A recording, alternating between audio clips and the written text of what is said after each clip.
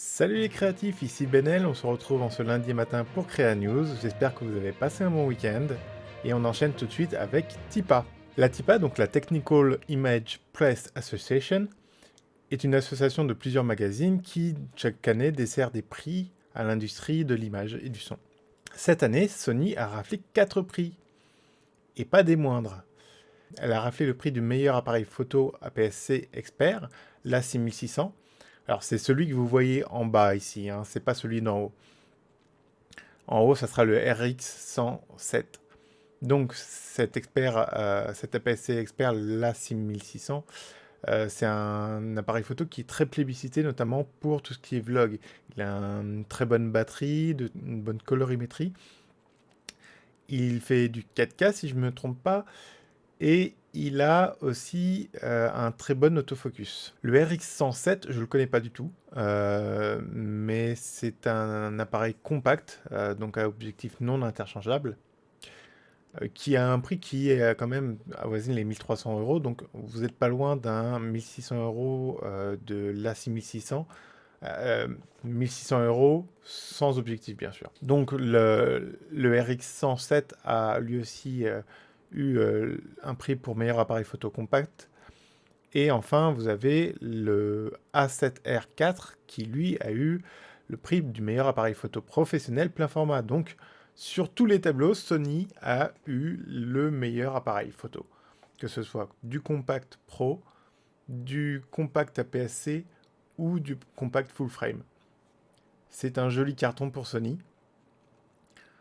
Ils ont aussi eu un prix pour la meilleure innovation en photo pour leur technologie de suivi en temps réel, donc leur autofocus, qui suit un sujet une fois que vous l'avez désigné sur votre appareil, quelle que soit son orientation. C'était assez prévisible jusqu'à ce que Canon sorte son R5, que Sony ait tout raflé.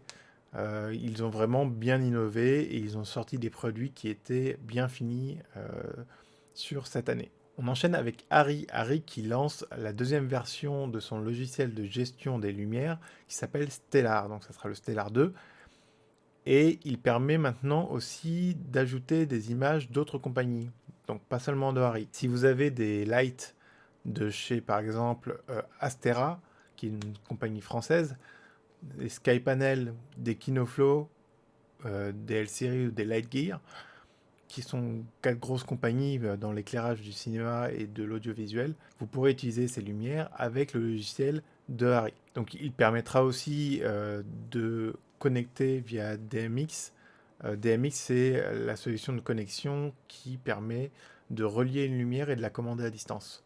Donc il permettra de renseigner des groupes de lumière prédéfinis en leur donnant des adresses particulières et d'y brancher donc vos lumières autres que Arri.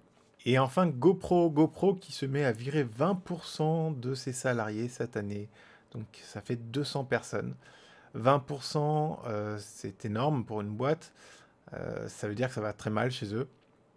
Ils avaient fait un petit rebond au début de l'année, mais le Covid-19 finalement les a refait chuter.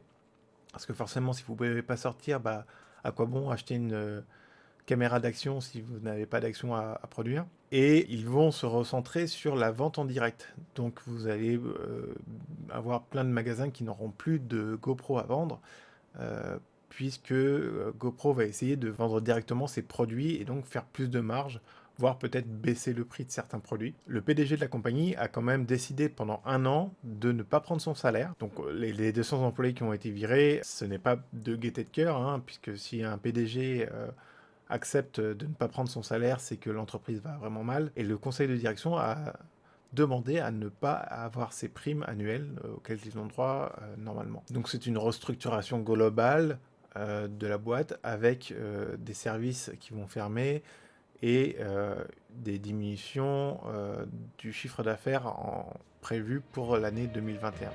La vidéo de la semaine que je vous conseille, c'est celle de Mon Petit Réflexe, qui vous parle de la différence entre un écran 27 pouces 2K et un écran 26 pouces 4K pour la photographie. Voilà, c'est tout pour les news aujourd'hui. On se retrouve dans la semaine pour une autre vidéo. D'ici là, amusez-vous à créer. Ciao!